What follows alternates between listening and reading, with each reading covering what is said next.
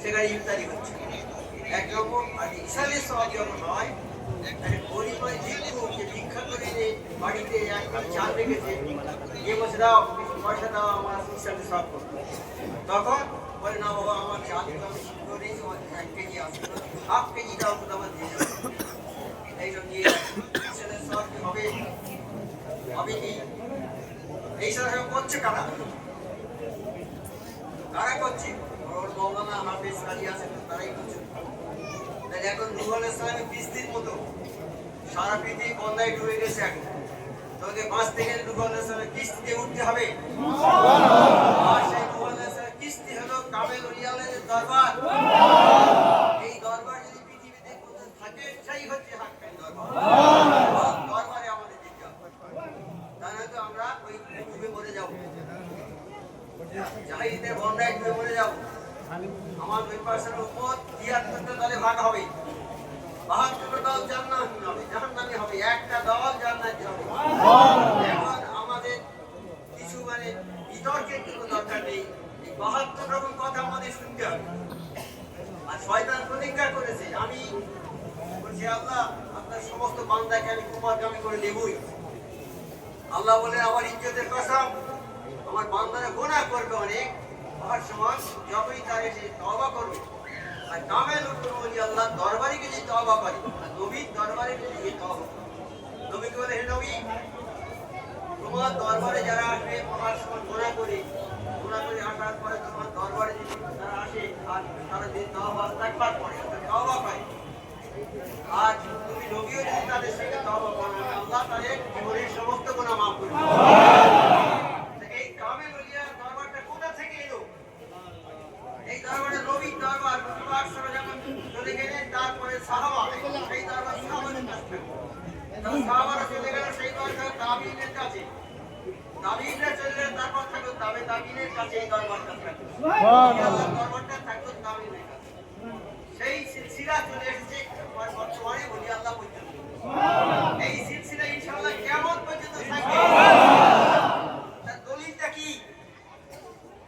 আমার আল্লাহ বলেছে আমি কালাম পাক নাজিল করেছি, আমি এটা হেফাজত করব। সুবহানাল্লাহ, সত্য ইনশাআল্লাহ, আল্লাহর কথা সত্য, তাই আমার আল্লাহ হেফাজত করবে।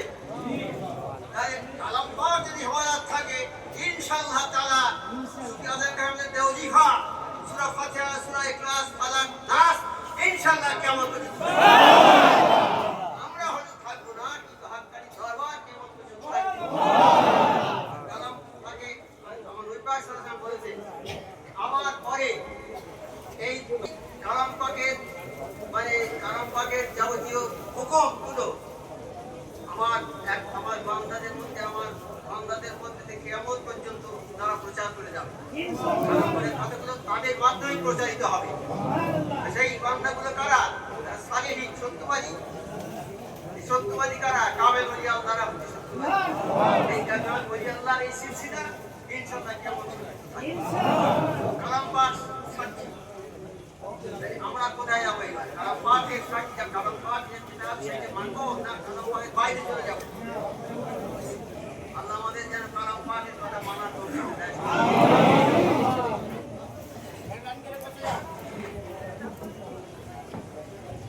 হুজুর কিবলা দামাত বরকাতুম বলছেন যে এই জমানা আখেরি জমানায় আছে, সেই জন্য 73টা দল হয়ে যাবে। ये 73 दौल माने 73 फिरका, उसमें से एक ही जमात होगी जो जन्नती होगी। एक ही जमात जरा जन्नती होवे, वही जमात जरा हक पर चलने वाला, जरा हक्कानी जमात होवे, अहले सुन्नत व जमात जरा होवे, वही जमात की होवे से अल्लाह तबारक व तआला ताके निजात देहिंदा करे दिए, निजात से ही पेয়ে যাবে, তারাই সে জান্নাতি হবে। বাকি ওর ছাড়া 72টা 72 groups they will be in जहन्नम, वो सब के सब जहन्नमी होंगे। तो ऐसी এই অবস্থায় কি আছে, যদি কোনো লোক এখানে দরবারে আসলো, এসে এই নূহ আলাইহিস সালামের কশতি আছে, এটা দরবার, নূহ আলাইহিস সালামের কশতির মধ্যে ওই সময় যে বন্যা ঝড় যে এসেছিল, ওই সময় কি হলো, ওই সময় যারা ওর ভিতরে উঠে তারা নাজাত পেয়ে গেছে। এইরকমই এটা আছে নূহ আলাইহিস সালামের কৃষ্টি মতন যারা এখানে আসবে এসে এই নামাজ ওয়াজিফা যা হুকুম আছে দরবারে যদি পালন করে তাকওয়া পরহেজগারি করে ইনশাআল্লাহ তাআলা নূহ আলাইহিস কৃষ্টি মতন এই হক্কানি আঞ্জুমানের কৃষ্টিতে উঠে যাবে আর ইনশাআল্লাহ তাআলা কিয়ামত দিনে সেই নাজাত পেয়ে যাবে। এটা আছে আয়াতে কারিমা একটা আছে কি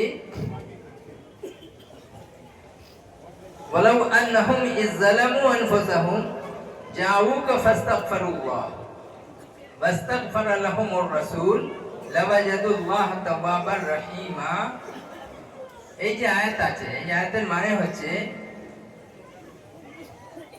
ওয়ালাউ আন্নাহুম ইয যালামু, अगर कोई जिसने अपने नफ्स पर जुल्म किया, কোনো ব্যক্তি গুনাহ করে নিল, নফস पर जुल्म নিজের উপরে জুলুম করা মানে হলো কি গুনাহ করা।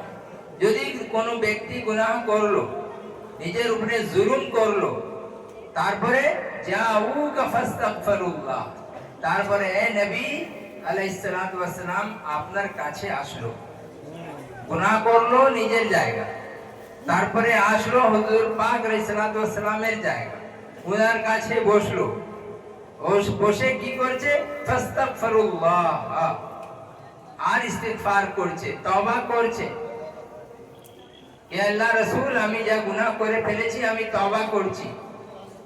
ওয়াস্তাগফারা লাহুমুর রাসূল, আর ওই ওর সঙ্গে আল্লাহ রাসূল পাক সাল্লাল্লাহু তাআলা আলাইহি ওয়াসাল্লাম তার জন্য ইস্তিগফার করে দিলেন। उनके लिए अल्लाह के रसूल सल्लल्लाहु अलैहि वसल्लम भी इस्तिगफार कर रहे हैं। लवजदुल्लाह तव्वाबर रहीमा, तो ऐ लोगों तुम अल्लाह को तव्वाब पाओगे, रहीम पाओगे, तौबा कबूल करने वाला पाओगे और रहम फरमाने वाला पाओगे। এই যে আয়াতে কারিমা আছে সেই কোরআন পাকেই আছে। এইখানে আয়াত নম্বর 64, আয়াত নম্বর 64 সূরা নেসা, এটা মেহরবানি করে সব সময় থাকবে। এবারে এখন তো রাসূলুল্লাহ সাল্লাল্লাহু আলাইহি ওয়াসাল্লামকে আমরা পাচ্ছি না, তো কে আছেন? ওনার যে নায়েব আছেন সে কি আছেন? ওলি আল্লাহ। এখন এই যে বললাম কি जिसे वली मिले उसे नबी मिले, अली मिले, जिसे अली मिले उसे नबी मिले, जिसे नबी मिले उसे खुदा मिला। तो इन सब का कनेक्शन है एक दूसरे के साथ। तो इन कनेक्शन की वजह से अगर कोई आदमी गुनाह कर लेता है, अनजाने में गुनाह किया, जानबूझ के खुदा नखास्ता हो गया, ऐसे अल्लाह ना करे ऐसा हो, तो